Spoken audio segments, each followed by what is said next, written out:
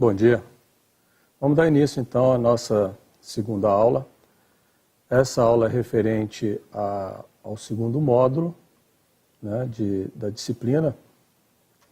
E nós temos como planejamento para hoje a aula 5, que fala sobre estrutura de repetição controlada, a aula 6, que fala sobre estrutura de repetição condicional, e a aula 7, que trata do assunto de variáveis compostas. Ok? Dando início, então, aula 5, estrutura de repetição controlada. O que é isso? Vamos supor a seguinte situação. Você tem que fazer uma atividade várias vezes. Então, se você fosse usar a técnica que é aprendida até agora, então você teria que repetir o código várias vezes para que você atinja o objetivo. Bem, isso não é uma coisa muito inteligente. Então, nós temos uma estrutura que permite ao programador repetir uma quantidade de instruções tantas vezes quanto é necessária. Basicamente, existem dois tipos, que é a controlada e a condicional. Nós vamos ver agora a controlada. Para a gente saber qual é a estrutura que nós devemos usar, nós devemos fazer uma pergunta. Tá? Devo repetir o que eu vou fazer quantas vezes? Se esse número vier tipo 3 vezes, 10 vezes, 50 vezes, ou seja, você sabe exatamente a quantidade de repetições que você vai fazer, nesse caso, então você vai escolher o comando para. Tá? O comando para permite que você faça esse controle do processo um determinado número de vezes bem específico. Então, eu preciso que uma atividade se repita 10 vezes, o comando é para. Por quê? Só ao final das 10 repetições é que o programa passa para frente. Nós temos esse exemplozinho que eu queria repetir. Todo comando de linha, toda linha de código que você colocar entre o para e o fim para, ele vai ser repetido. Vamos pegar esse fluxo do lado. Aqui nós temos um desenho, né, de um fluxo de como funciona. Tá? Observa que bloco de repetição. O que está aqui dentro desse bloco de repetição será repetido o número de vezes. Então funciona assim, começa o comando, a variável i, no nosso caso, assume o valor 1. Ela assume o valor 1 e começa a executar as linhas de código que estão aqui dentro. Quando chega no fim para, o sistema sabe que aquela estrutura de repetição terminou, ele volta no início. Ao voltar no início, ele incrementa no valor i aquela quantidade que está no passo. Então, i passa a valer 2. E assim ele vai fazendo. Tá? Faz o 2, faz o 3, faz o 4, até chegar no limite da especificação que você deu. Ok? Então, repetindo, ficar bem claro. O comando para, ele é normalmente utilizado quando você sabe o número de repetições que você vai ter. Tá? E aí você fala, tá, tudo bem. E quando eu não sei? Eu sei que eu tenho que repetir alguma coisa, mas eu não sei quantas vezes. Então, nós temos uma outra estrutura que é a que nós estamos vendo na aula 6. Muito bem. Como é que funciona? Vamos fazer a mesma pergunta. Devo repetir quantas vezes? Bem, eu não sei quantas vezes. Mas eu sei que em um momento isso aí para de repetir. Não é um loop que fica constantemente. Então, no momento, ela vai repetir. Ela vai parar, quer dizer.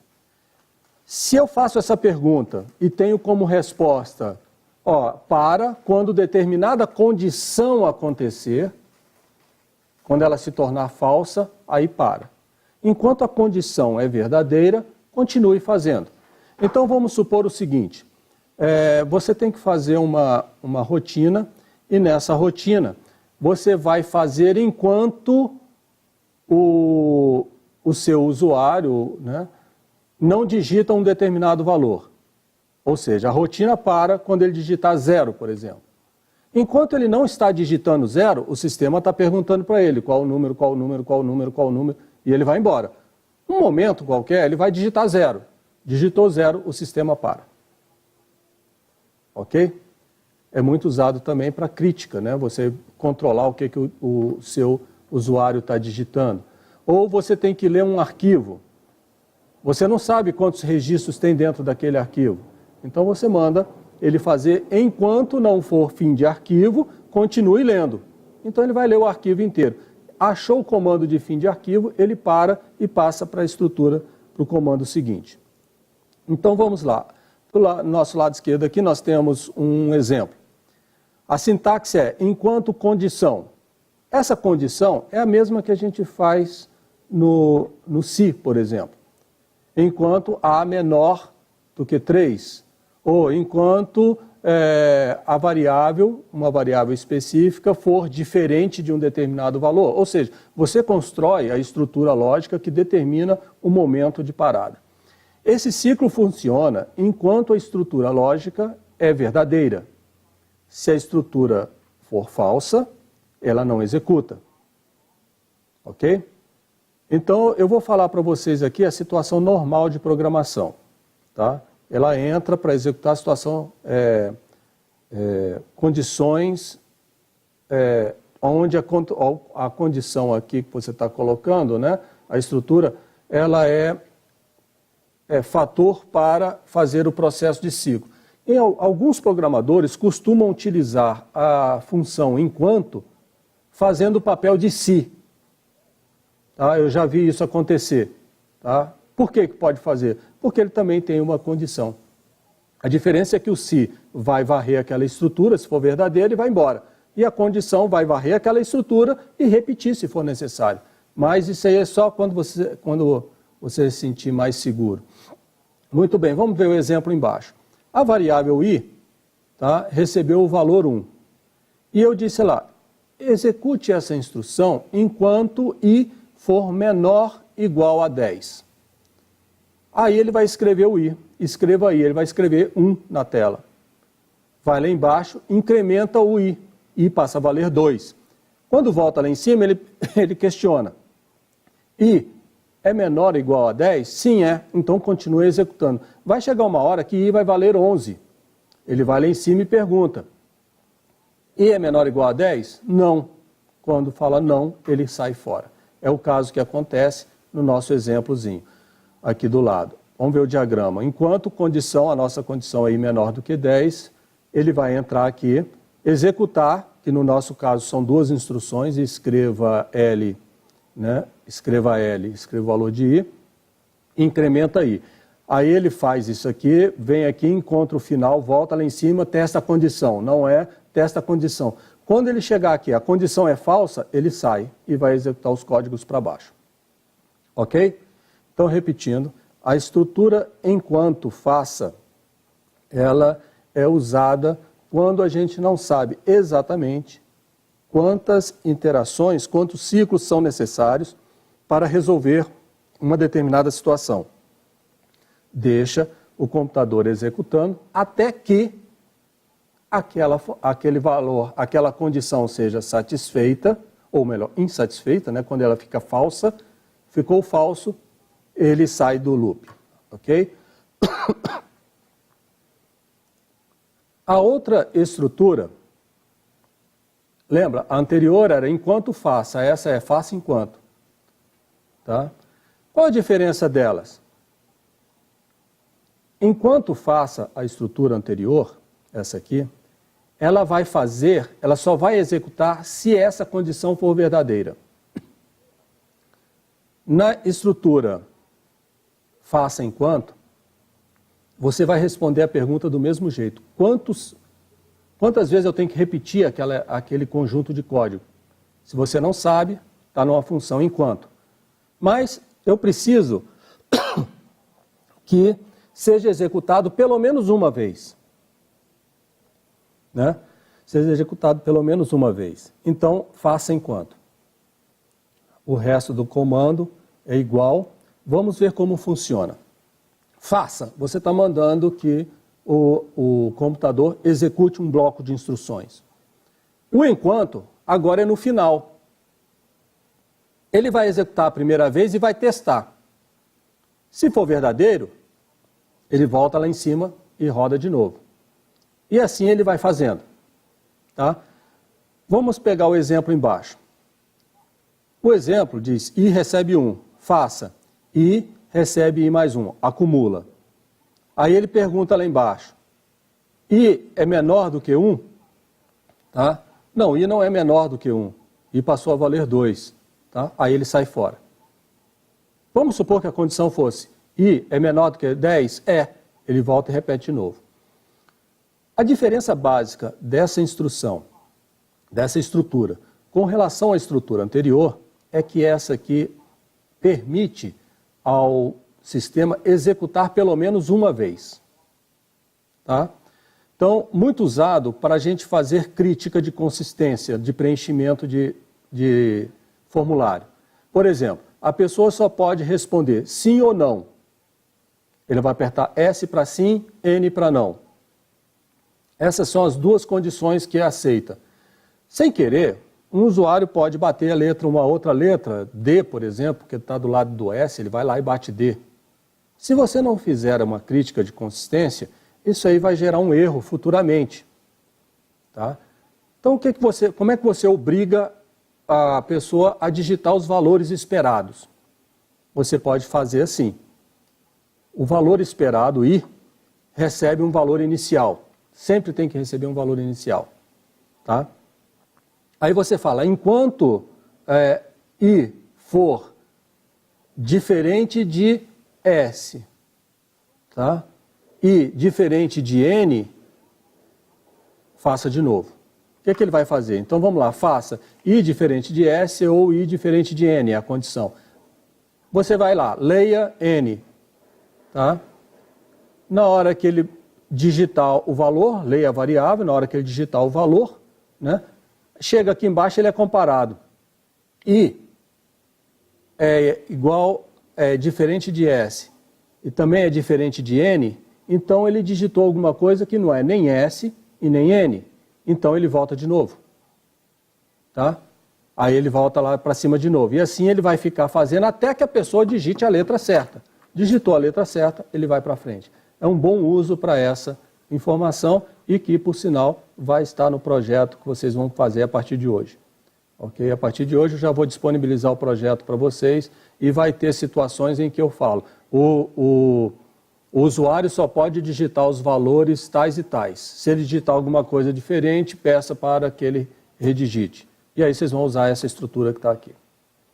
Então, fazendo uma revisão sobre estruturas de repetição, nós temos a estrutura, que é a estrutura controlada, chamada controlada porque você tem um controle sobre ela, tá? Você sabe quando ela começa e quando ela acaba. Nós temos a estrutura condicional, que ela vai executar segundo uma condição ser satisfeita ou não. Se for satisfeita, ele executa. Se não for satisfeita, ele não executa. Tá? E você também não sabe quando que vai parar.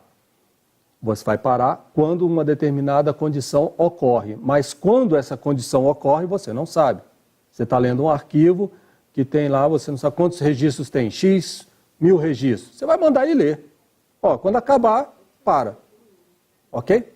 E a outra é aquela situação em que você precisa do valor, precisa que o usuário informe o valor para você criticar esse valor. Aí ele informa o valor, você critica. Está dentro da sua lógica, tá? Toca para frente. Não está, volta e peça para ele fazer de novo. Ok?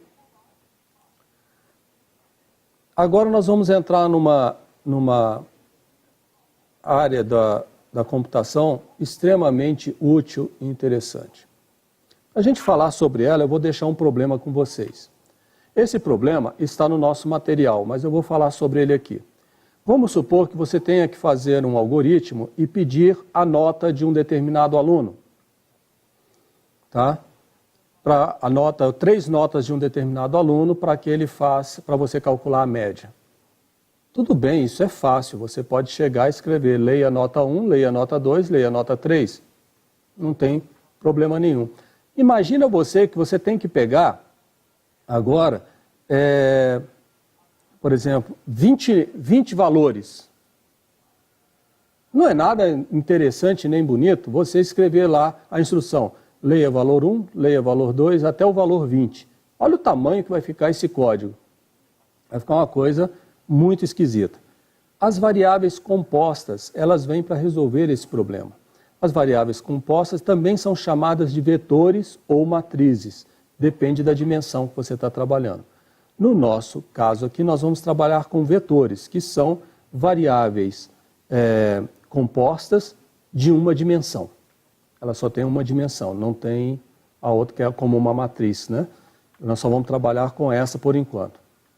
Ok? As variáveis compostas, elas são de dois tipos. Elas são homogêneas, quando todos os valores são do mesmo tipo, ou seja, todos os valores são inteiros, por exemplo. Todos os valores são reais, todos os valores são textos ou caracteres. Aí você tem, elas são homogêneas por isso. Todas elas têm o mesmo valor. A estrutura também pode ser heterogênea. O que é isso? A estrutura heterogênea, ela assume, dentro da mesma estrutura, dados de tipos diferentes. Então eu posso ter a idade é um inteiro, nome é uma string, né, um texto, depois vem sexo, pode ser uma variável lógica, sim ou não, certo, errado, verdadeiro, falso, ou seja, na mesma estrutura eu tenho valores diferentes, ok? Nós vamos trabalhar inicialmente agora com variáveis homogêneas. Aqui nós temos um exemplo, tá? Olha o desenho do lado. Nome, no caso, se chama números. Essa variável se chama número. Essa variável é composta por várias casas. No nosso caso, 6 casas de valores inteiros. A mesma variável acumula vários valores ao mesmo tempo. Muito bem. E como é que eu sei qual valor que eu estou trabalhando? Ela tem um endereço, que no nosso caso aqui vai de 0 a 5. A variável número na posição 0 contém o valor 10. A mesma variável números na posição 1 contém o valor 32. E assim, né, sucessivamente. Ok? Vamos voltar então aqui ao programa do lado. Como é que você declara para o sistema que você vai usar uma variável composta, com vários números. Eu criei aqui uma variável i, um inteiro, vai ser a minha variável de controle. Tá?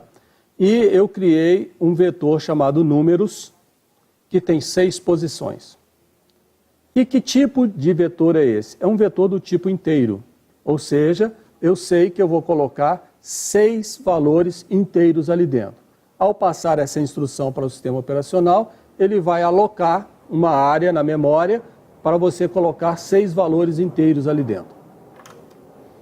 Aí eu começo a colocar os valores. Essa forma de incluir valores na variável composta muda de linguagem para linguagem. Na nossa linguagem aqui, que nós estamos trabalhando, que é o Calango, você precisa colocar valor por valor nessa instrução. Então vamos lá. Número na posição 0 recebe 10. Número na posição 1 recebe 32. E assim sucessivamente, tá? Até completar todo o vetor. Vamos ver aqui embaixo. Uma instrução de código trabalhando com vetor, tá? Para ir variando de 0 até 5, passo 1, faça. Ou seja, estou determinando que ele ande 6 vezes. De 0 a 5, 6 vezes. Eu quero ler todas. Eu sei a quantidade que ele vai ler, logo eu vou trabalhar com o comando para. Vamos supor que eu estivesse procurando um caractere específico nesse vetor, um número específico. Eu não sei aonde esse número está. Eu vou procurar, por exemplo, o número 256. Ele pode estar na posição 0, como pode estar na posição 5. Eu não sei onde ele está, mas eu quero saber se ele está lá dentro. Nesse caso, voltando à aula anterior, né, o tópico anterior, eu usaria uma função enquanto. Enquanto o número que eu estou lendo lá não for o que eu quero, continue procurando, até chegar no final, ok? Aqui, no caso, eu fiz uma rotinazinha simples, que vai escrever os números desse vetor. Então, escreva em cada linha o número na posição i. Observa que eu coloquei a variável i dentro do colchete. Na primeira, i vale 0. Então, ele vai lá na posição 0, lê o valor que está lá dentro e escreve. No próximo ciclo, i vai valer 1. Ele vai na posição 1, lê e escreve. Ok? Essa instrução que está em cima, anterior aqui, número 0 recebe 10, tá? Número 1 recebe 32, ela poderia estar dentro desse código. Como seria? Eu botaria esse número e recebe um valor.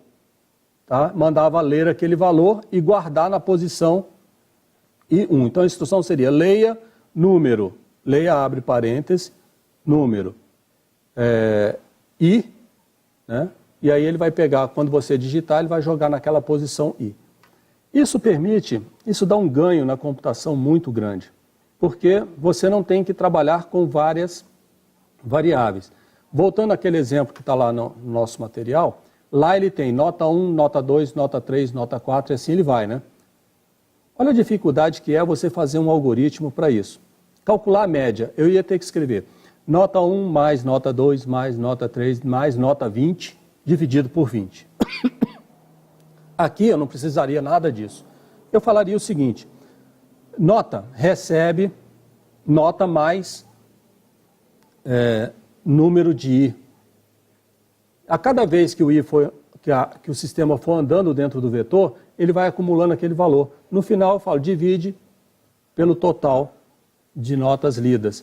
É uma única variável, ou seja, só tem um nome, mas um nome onde eu coloquei vários valores. Ok? Então agora está aberta a perguntas. Por favor, façam perguntas à vontade. Então, se não tem pergunta, ou foi muito boa ou ninguém entendeu nada.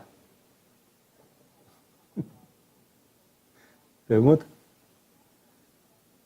Não? Nenhuma curiosidade? Alguém tem alguma curiosidade aí, gente, quanto a esse...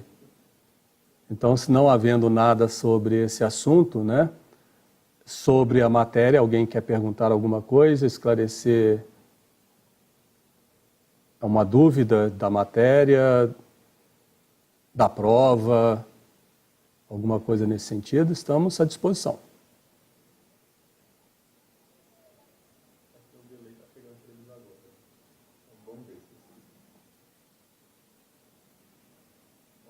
Por favor, explica como funcionam as funções do Calango.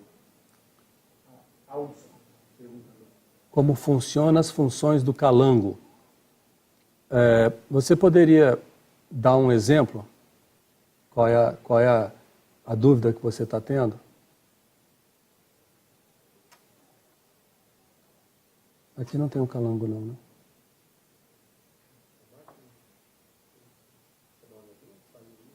Deixa eu ver se... Só um momento, deixa eu ver se tem o Calango aqui.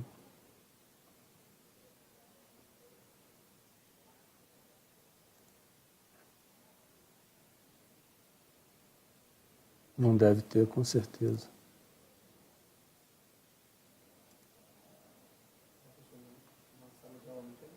Não tem.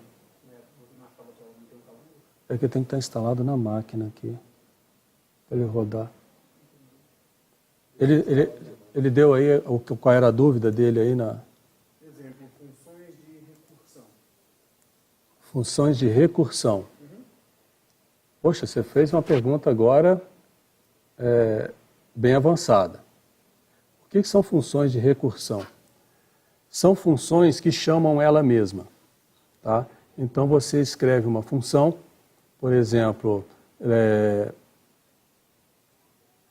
o exemplo clássico, fatorial, né? Você quer calcular o fatorial de um número. O fatorial de um número é aquele número vezes ele, né, menos 1 até 1. Tá? Então o fatorial de 3 é 3 vezes 2 vezes 1. Muito bem. Você pode fazer isso de duas formas. Você pode fazer usando um for, que vai calculando o ciclo, ou você pode fazer por recursão. Quando é recursão, vai chegar um momento em que você vai ter que chamar a função de novo. Então, a função é n que multiplica por n menos 1. Tá? Aí ele vai rodar o ciclo. Ele não tem o valor de n ainda. Tá? Então ele vai até chegar o valor aonde 1 vezes 1 é 1. Aí ele volta multiplicando. Você tem que construir a função de recursão. Ela não existe por si só lá no sistema. Toda linguagem é você que programa o processo de recursão. Você tem que entender como a estrutura funciona. Uma vez que você identificou como é que vai funcionar a sua recursão, aí você monta. Mas, na verdade, é uma função que chama ela mesma para ser executada, até que uma determinada condição ocorra. Quando ocorre aquela condição, ele volta calculando para você. Então, no caso, eu tenho que multiplicar 3 por 2, para calcular o fatorial de 3, por exemplo. Só que eu ainda não tenho esse valor, eu não sei quanto é que é. O que eu faço? Eu chamo a variável passando 2 para ela. Aí eu sei que eu tenho que multiplicar ela por 2 menos 1. Tá? Aí eu chamo a função passando o próximo valor 1. Aí ele calcula, 1 vezes 1, 1. Aí ele volta na instrução seguinte, que estava pendente, passa 2 vezes 1, 2. Aí ele vai na função recorrente anterior, tá? E ali ele escreve 3 vezes 2, 6. Bem, ele calculou a função.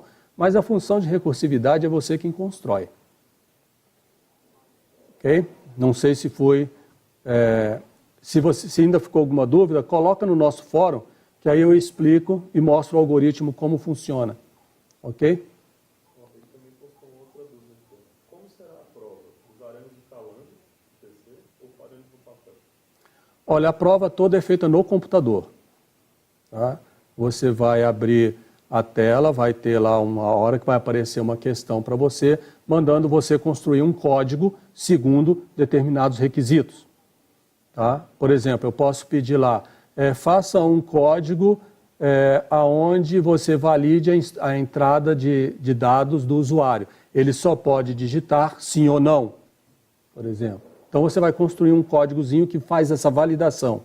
Ok? Quanto ao uso do calango, tá? Por mim não tem problema nenhum. Eu acho até interessante porque você já testa se você acertou ou não a questão. Conseguiu, você já sabe que acertou. Agora, vai depender da disponibilidade tecnológica no dia da prova, se o calango vai estar ou não disponível para você. Tá? Se tiver disponível, eu sei que na prova passada a gente usava uma outra linguagem, Visual G. E o Visual G, ele não rodava em cima do Chrome, por exemplo. Então não pôde ser usado. Tá? Para ficar igual a todo mundo, ninguém usou nenhuma linguagem. O calango, ele funciona em cima dos computadores aqui que usam Android, né? Então ele vai funcionar, e aí, se for o caso, se a coordenação pedagógica entender que é possível, será colocado e você pode usar sem problema nenhum. Mais dúvidas? Só comentou que excelente professor, muito obrigado. Gostei muito da interação. Parabéns a todos. Então, foi um prazer muito grande estar com vocês, gente. Até a próxima.